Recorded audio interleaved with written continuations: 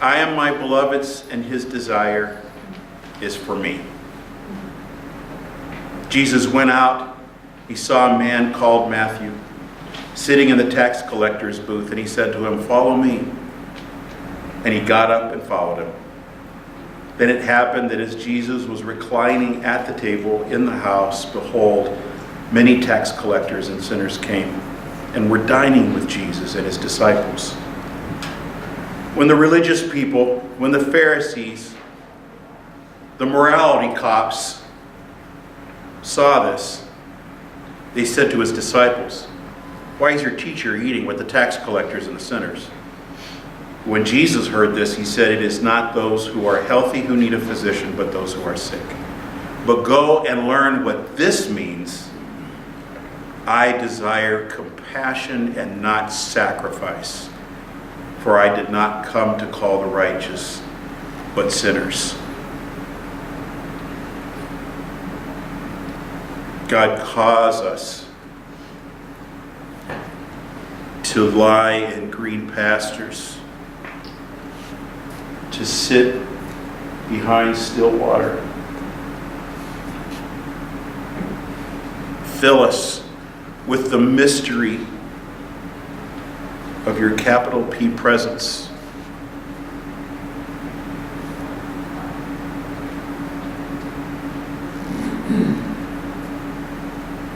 We acknowledge our fear. Teach us to defy our fear. We acknowledge our apathy. Join with us in our apathy until we've had our first cup of coffee.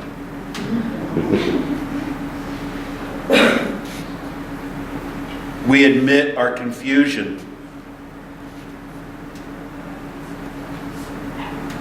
Help me to hang on to you as we are confused together.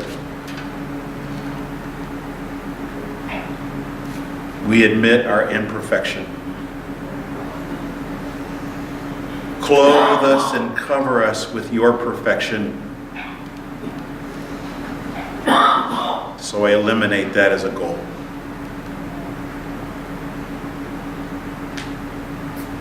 And above all, teach us to rest in the truth that we are your beloved and you desire us. Amen.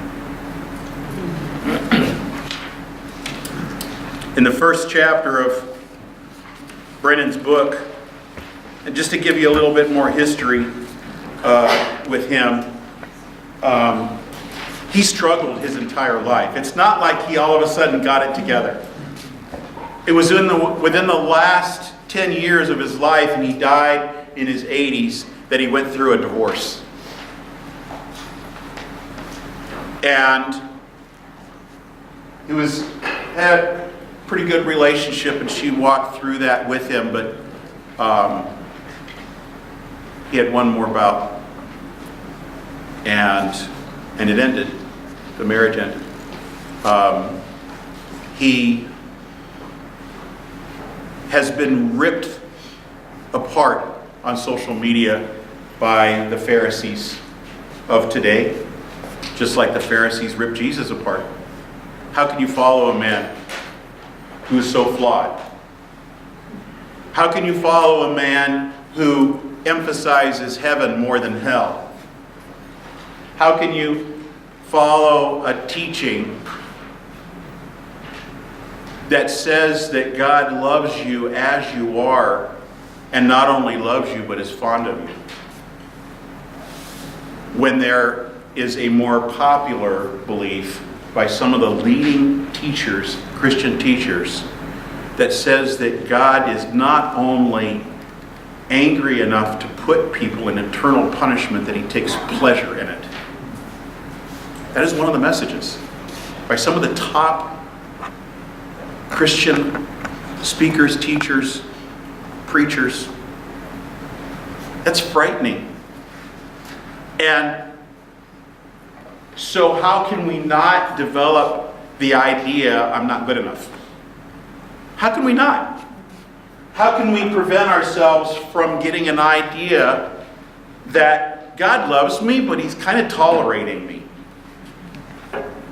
Listen to the opening that Chris mentioned, referred to in this book of the Ragamuffin Gospel, because he sees himself that way. Trust me, if we really are honest with ourselves, no matter who we are, no matter our position, no matter our title, no matter how much money, no matter how much of the facade we can hide behind in good behavior or Christian demeanor or religious authority, all you have to do is, like me, be under stress, go into Safeway and get irritated with the workers that are all gathered around your register as you're checking out, talking about whether it's caramel or caramel.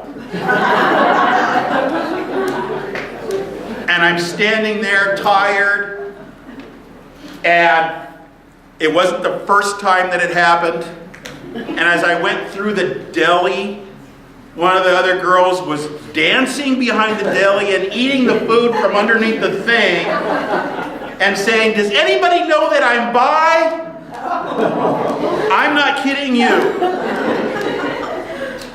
I don't think that's an appropriate time to come out. I don't know, maybe it's just me. I wanted to go, "Good for you," but I wanted a half pound of turkey. So by the time I got to the register, this is what congenial, epicurist, positive thinking Mr. One-to-One Henry said. "All right, you know what? I've had it. Every time I come through here, you guys talk like nobody else is here. As a customer, I don't like being ignored." And it just went dead quiet. And while I'm doing it, I'm like, "Bring the words back, bring them back, bring them back." And then I start thinking, I have to come back here. I live right there. And then I went to look for another copy of this. And I'm like, God, why do I have to be the poster child? Why couldn't I speak of these things without object lessons and experiences to go with it? And you know, that's a mild example. But those kinds of things happen regularly to where you just ignore most of them, right? It's the big things. And they accumulate to the point where if you don't recognize that what Brennan Manning is dealing with is no different than what I'm dealing with on a daily basis, that we are all dealing with, then we're never going to really need God, because we have been deputized as little God. And when we come to a place of humility and realize we are part of that, and then we begin to read this, we're like, thank God somebody sees this and understands this. The Ragamuffin Gospel was written with a specific reading audience in mind. This book is not for the super spiritual. And I want to remind you, this is from 1990, so you're going to hear some people's names or whatever that you're like, wow, okay, I'm not sure who that was. It is not for muscular Christians who have made John Wayne and not Jesus their hero. It is not for academic people who would imprison Jesus in the ivory tower of exegesis. It is not for noisy, feel-good folks who manipulate Christianity into a naked appeal to emotion. It is not for hooded mystics who want magic in their religion. It is not for hallelujah Christians who live only on the mountaintop, have never visited the valley of desolation. It is not for the fearless and the tearless. It is not for red-hot zealots who boast with the rich young ruler of the Gospels, hey, all these commandments I've kept from my youth. It is not for the complacent, hoisting over their shoulder a tote bag of honors, diplomas, and good works, actually believing they have made it. They have it made. It is not for legalists who would rather surrender control of their souls to rules than run the risk of living in union with Jesus. If anyone is still reading along, the Ragamuffin Gospel was written for the bedraggled, the beat up, and the burnt out. It is for the sorely burdened who are still shifting the heavy suitcase from one hand to the other. It is for the wobbly and weak-kneed who know they don't have it all together and are too proud to accept the handout of amazing grace. It is for inconsistent, unsteady disciples whose cheese is falling off their cracker. It is for poor, weak, sinful men and women with hereditary faults and limited talents. It is for earthen vessels who shuffle along on feet of clay. It is for the bent and the bruised who feel that their lives are a grave disappointment to God. It is for smart people who know they are stupid and honest disciples who admit that they are scalawags. The Ragamuffin Gospel is a book I wrote for myself and anyone who has grown weary and discouraged along the way. That alone just draws you in and says, yeah, I need to find out what he's not drinking anymore and have some of that, or that he is drinking now, and that was a poor analogy. So the first chapter starts with something is radically wrong. We don't listen to our hearts enough as we look around us and see things that aren't consistent with compassion. We don't look around us and see things that are inconsistent policies with segregation and minimization of people and dehumanizing. We think, well, that's the way it's done. That's just the way our culture operates. That's the way that our society operates, I guess. We get numb to the way that things operate. And when that happens, then we become subjects in a kingdom that Jesus referred to as the kingdom of the world. That's what the kingdom of the world is. The kingdom of the world is a kingdom that gets created where anything but God is king. Myself, my addiction, my politics, when those things become king in my kingdom, well, it's just the way things go. You evidently don't understand how we operate.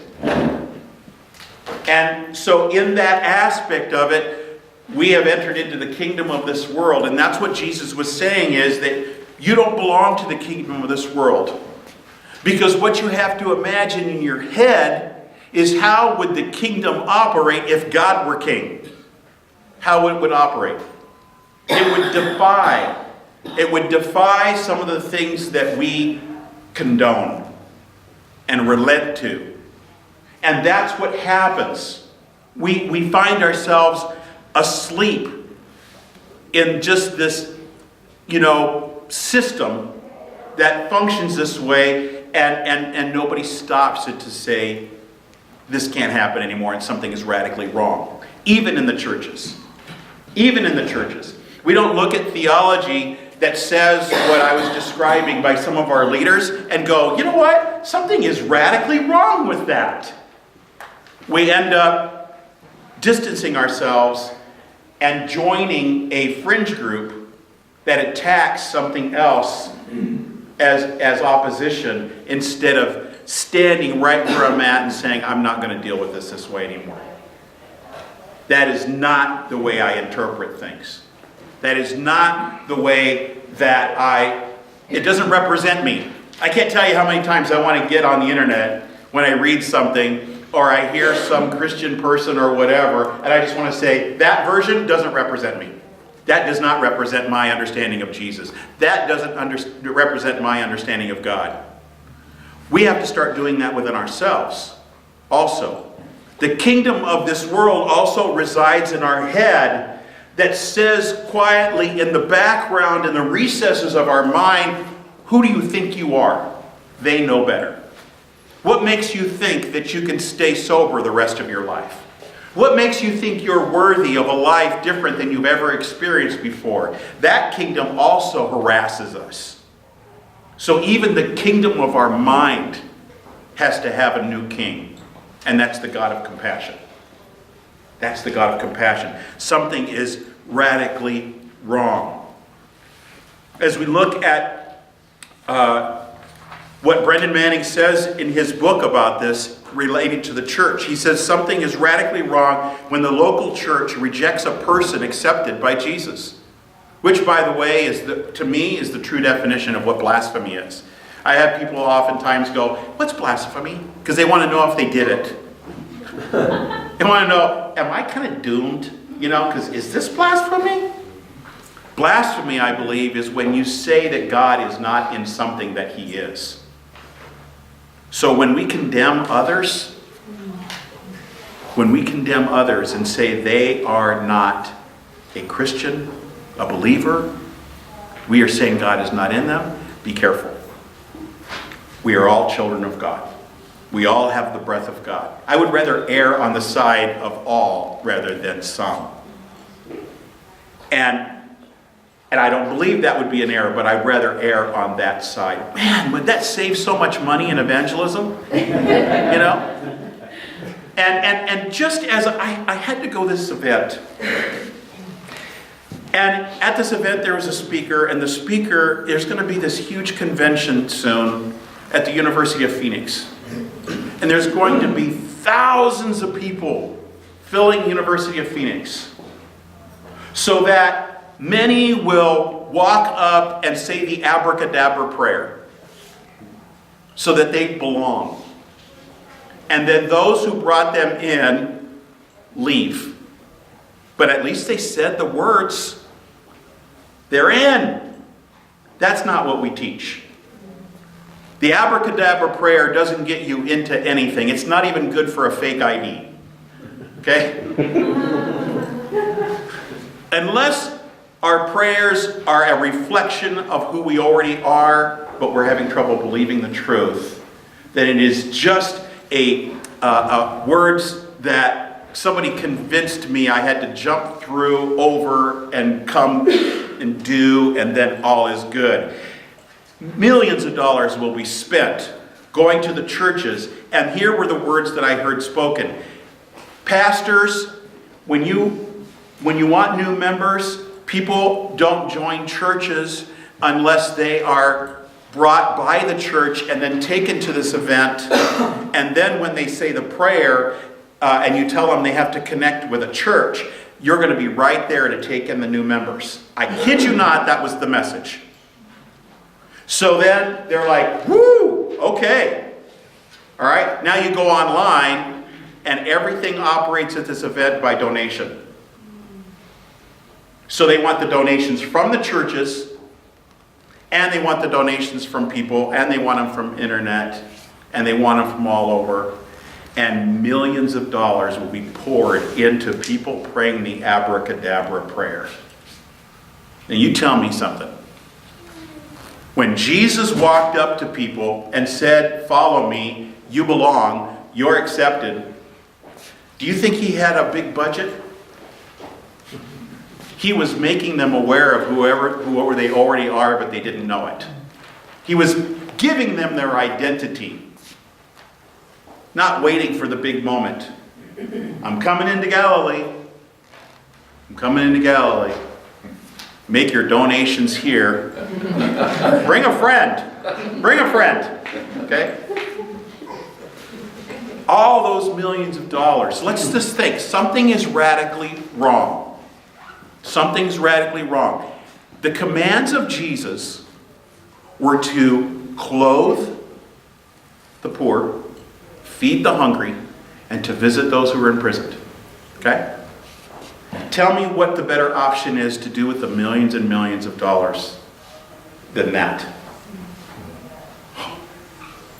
If we didn't do that event, how many people could be served in the city of Phoenix that are poor and hungry or need 30 days in a treatment facility?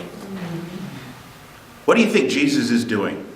Hey, thank you guys for making me man of the hour. All right, just to remind you, I only spent a little bit of money on a donkey. That's how I got in here. You're coming in your limos. I came on a freaking donkey. Something is radically wrong here. The message is simple. The message is clear. He says, Something is radically wrong when the local church rejects a person accepted by Jesus, when a harsh, judgmental, and unforgiving sentence is passed on homosexuals, when a divorcee is denied communion, when the child of a prostitute is refused baptism, when an unlaicized priest is forbidden the sacraments. Jesus comes to the ungodly even on Sunday morning. His coming ends ungodliness and makes us worthy. Otherwise, we are establishing at the heart of Christianity an utterly ungodly and unworthy preoccupation with works. Jesus sat down at table with anyone who wanted to be present, capital P. Okay, it's not just the meal, it's the inviting you to be present now, in this moment. Right now, in this moment, he is inviting us to be present, meaning I take my mind, my heart, I become consciously aware that I'm everything I need to be and I'm enough in his presence. And you know what the miracle changes? And I've said this a few times, but the miracle doesn't become the circumstances I've been praying to change, or the life around me to transform, or other people to get it through their thick skull, or getting the commendation or the affirmation or getting consensus that I'm okay. None of that's changed. But when I become present to the capital P, present of the belovedness of God and his compassion, I change right now in this moment amongst my family and friends, and yet nothing around me has changed. That's the miracle. The miracle is that I changed in the middle of unchanging kingdoms. I'm changing. And now God is king. Jesus sat down at table with anyone who wanted to be present, including those who were banished from decent homes. In the sharing of a meal, they received consideration instead of expected condemnation, a merciful acquittal instead of a hasty verdict of guilty, amazing grace instead of universal disgrace. Here is a very practical demonstration of the law of grace. A new chance in life. A new chance in life. That is who he wants to hang out with. Something is radically wrong. How do we get past this and begin to work in this? The first thing is, I think we need to do is defy our predecessors. Even if they're good people. Okay?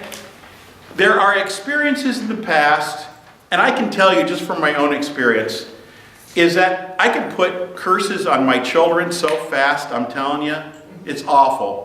Not like literally, not like, you know.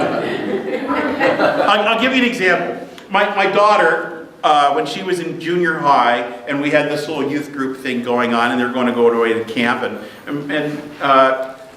the guys always liked my girls, you know, so I was a little protective. And so Andy, that's why I shaved the head. And so I don't know, I thought I did something, you know. And so she's in the car, and I had this intern working with me, Julie, and she became like part of the family. And she could relate a lot more to them than I did. I was still dad, you know, and Julie's in the back seat. Andy is sitting in the front. She goes, Dad, I want to talk to you about something. I go, yeah. And she goes, Mike wants to go out with me. I'm thinking, she's in junior high. You don't do that.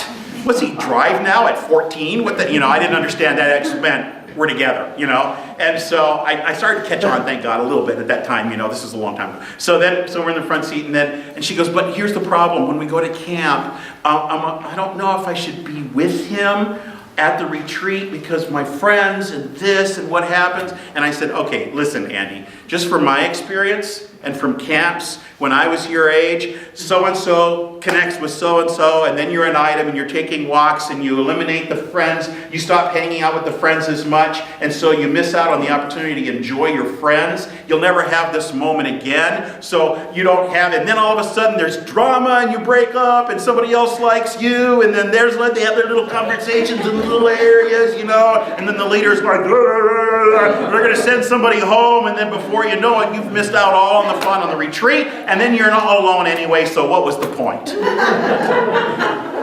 And I'm in the rear view, I look in the rear view mirror, and there's Julie. Like this, and I'm like, what? And Andy goes, okay, Dad. Bless her heart. She goes, okay, Dad. Now, I don't know if she was just blowing me off or what, you know. She gets out of the car and she goes in the house. I go, what? And Julie goes, nothing. Oh, you know that.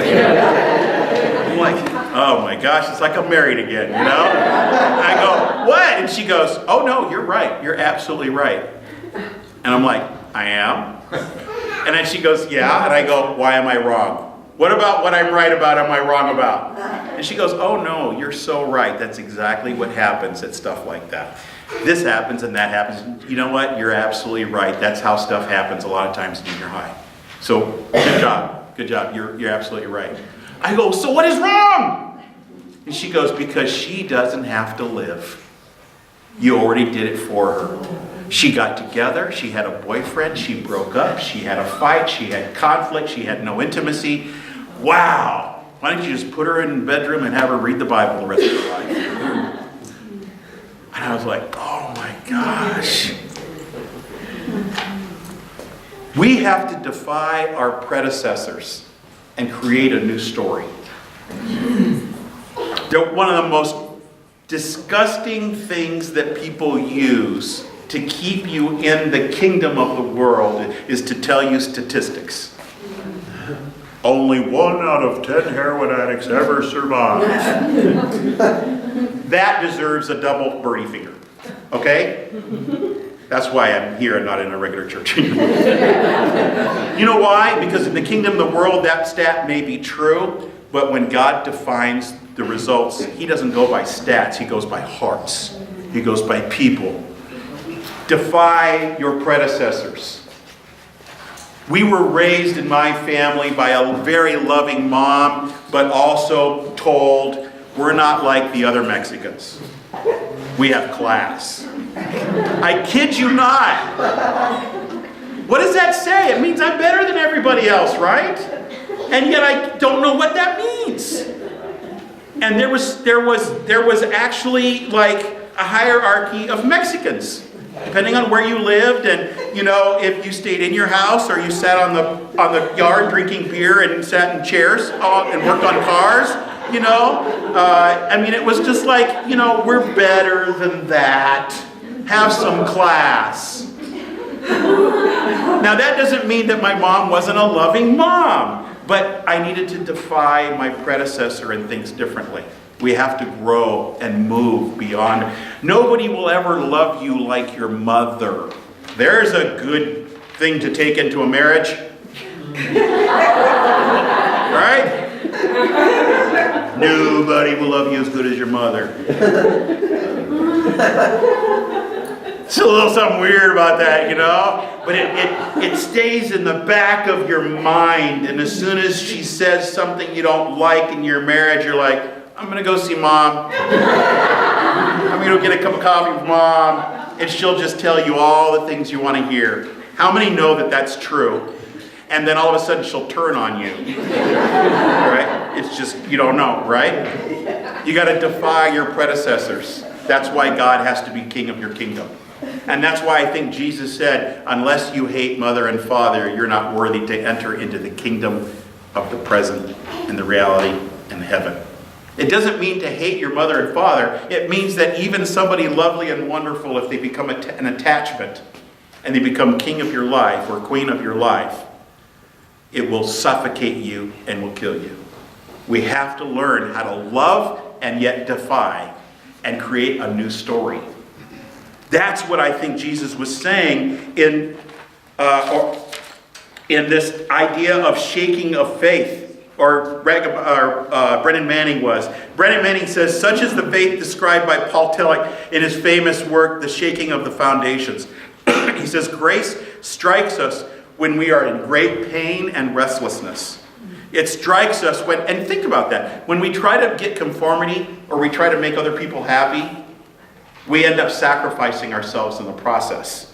Grace strikes us when we are in great pain and restlessness. It strikes us when we walk through the dark valley of a meaningless and empty life. It strikes us when year after year the longed for perfection does not appear. When the old compulsions reign within us as they have for decades. When despair destroys all joy and courage. Sometimes at that moment a wave of light breaks into our darkness and it is as though a voice were saying, you are accepted. You are accepted by that which is greater than you and the name of which you do not know. Do not ask for the name now. Perhaps later you will find it.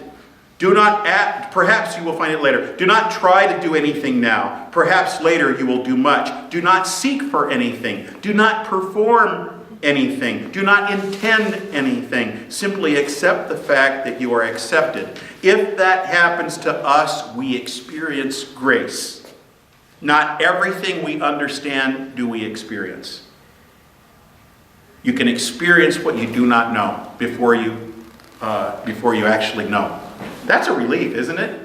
Because then we don't have to intellectualize this thing. And it's not jumping off of a blind leap of faith, jumping off a mountain or anything like that. It's saying, you know what, I gave up the idea that I need to know everything before I experience it. Because sometimes when I experience, I begin to know. And those are the experiences you can't even tell anybody about. You just say, you had to be there. My moment with God, when that hummingbird was 5 feet away from my forehead and I thought I was going to get penetrated. I kid you not. It happened. My sister put up a bird feeder at the house.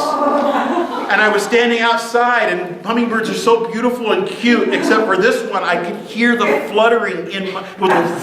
And it was like hovering this far away, and its needle was this long. And it's looking at me, and it goes... Siri was evil. I was like, my God, you were so cute a minute ago. I don't even know where that went. It just came enter my head right then. Same day, same way that happened? It's been quite a week. Defy your preconceived ideas. We create in our kingdom. This is the way it's going to be, because this is the way it always was. Nothing that happens has ever happened before. Think about that. Nothing that happens has ever happened before. This is the first time it has ever happened. It shouldn't be called relapse, it should be called lapse. Not relapse. This has never happened before. That happened, and then this happened. But there is something, because there are many things that are different. I'm different every time. I'm older. I'm observing differently. So what needs to change is the way that I think about myself, but even more importantly, the way God sees me. I need to start seeing myself that way. The way that God sees me. I am my beloved's, and his desire is for me. I wrote this, and I don't know if it makes sense. Let me try it out. It is not reality and truth that doom us. It is our perception of truth and perception of our reality that fuel the doom. It's the perception. That's good news, you guys. That's good news. When my perception is the king of my world, I'm doomed. I'm doomed. I need God to be the king of my world, the compassion, the acceptance, the love. And the only way to get to that point is to defy my resistance to powerlessness. To defy my resistance to powerlessness. To let go of those things which have become the kingdoms of my world, the God of the kingdoms of my world. We usually want to do it like this. I want to hang on to this, but I want everything you have for me, God. I want everything you have for me. And he's like, give me your other hand. Okay. Go ahead.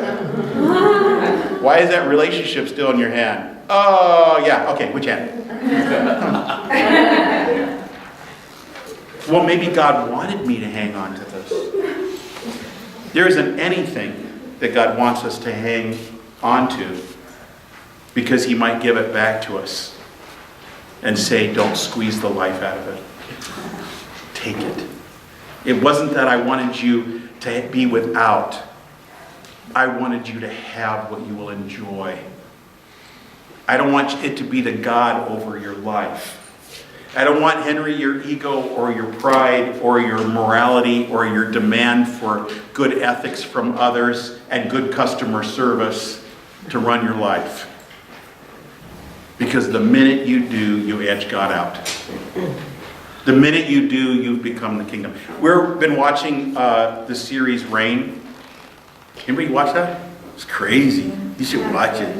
Yeah. It's about the Mary, Queen of Scots, Queen of Scotland, and oh my gosh, there's so much evil in there, but it's all within the minds of the people of trying to protect power and that aspect of it and everything. And she's such a great person. She's this young girl who becomes queen, and the queen before her is just so jaded. And she will gladly put somebody to death to make sure that this connection and resource it's all for the people, but it's all based on, manipulation and death and fix this and do whatever. And Mary is like not wanting to become that way. And the choices that have to be made, really, honestly, the choices defy reality. Her choice to not do some of the same things really defy the choices that are presenting to her. But she's thinking of the third way all the time and trying not to become that person that the predecessor was. And you're watching this and you're like, oh, even as I'm watching, I'm going, go ahead and have the guy killed, because you know what? People are going to starve to death if that doesn't, and you start doing this. And even in this show, I had to look at myself like, oh my gosh. She defied her feeling of powerlessness. She defied her resistance to her feeling of powerlessness. She defied the desire to take power because she didn't believe that it would work out by doing the right thing. That doing the right thing or doing without was not good enough. But you know what? That's where God resides. That's where God resides, and that's where he takes over. Because as long as I am calling the shots, as long as I'm not defying my predecessors, as long as I am not defying my resistance to powerlessness, and as long as I am not defying my preconceived ideas, then I am allowing something else to be king of my world. And it's not worth it. It's not worth it. Be free. I want to just close with one last thing, and that's from the other book, one of the other books that Brennan Manning has. And this is a little bonus material that you can take with you. Check this out. So I always like when one of my favorite authors or whatever gives me the secret. Don't you love that? Oh, the secret. Not that there ever is, but this is kind of cool. I think it fits right in with us. He says in The Furious Longing of God, in Solomon, and I put it in your notes there, he says, to pray regularly, I am my beloved's and his desire is for me. The pursuit of God, the longing for my heart and for me. You know what? Honestly, if God is a person just thinking, if he is kind of like Bob down the street and he has emotions and feelings, if God actually does have these emotions and feelings like a human, you know what I think the emotion that I think you would feel the most is? Frustration. Frustration that we don't see ourselves the way he sees us. Frustration that we don't rest in the desire and longing of his to be with us and in us wherever we're at, however we are. The sadness of our preoccupation, not with our behavior, but with our self-loathing and self-hatred. He's longing for that intimacy with us. And that's what he might be feeling. So Brennan Manning, who's feeling like the ragamuffin and the scum of the earth, he says this is what has helped him, is to say that prayer often. I am my beloved's, and his desire is for me. And this is what he says happens. He says, the doom in your head will be replaced by a song in your heart which could lead to a twinkle in your eye. You will not be dependent on the company of others to ease your loneliness. That's a huge one. For he is Emmanuel, God with us. The praise of others will not send your spirit soaring, nor will their criticism plunge you into the pit. Their rejection may make you sick, but it will not be a sickness unto death. Boy, did I need to hear that. In a significant interior development, you will move from I should pray to I must pray. You will live with an awareness that the Father not only loves you, but he likes you. You will not stop comparing yourself with others. In the same way, you will not trumpet your own importance, boast about your victories in the vineyard, or feel superior to anyone. You will read Zephaniah 3:17-18 and see God dancing for joy because of you. Off and on throughout the day, you will just know that you are being seen by Jesus with a gaze of infinite tenderness. And he says, and I am a witness to these truths. I am my beloved, and his desire is for me. We will take communion, the image of intimacy with God, meeting with him in his brokenness and our brokenness together. And he says, create the empty space so that I can come in. Not that I'm not already there, but it's the awareness that I need not be anything, that I need not have the degree, or I can let go of the degree that I have as being nothing in comparison to the identity we find in God and the belovedness, that I can walk upright instead of stooping in self-consciousness, that I can at least pretend that I am God's beloved until my soul gets the message. And by doing this, I say with a sheepish grin, God, I don't know if this is really true, but if you're willing to stake your blood and body on it to become the scapegoat for my inner shame, then I will gladly roll the dice and consume your compassionate love. I am yours and you are mine. Heavenly Father, draw us into the inner home of our life, to sup with you, to dine with you. Teach us to not take ourselves so seriously, so that we can take your desire for us more seriously. And may the God of my heart be the King of my world and defy all those kingdoms that have oppressed me. And may I participate in your divine nature as I take this bread and drink this cup. Amen.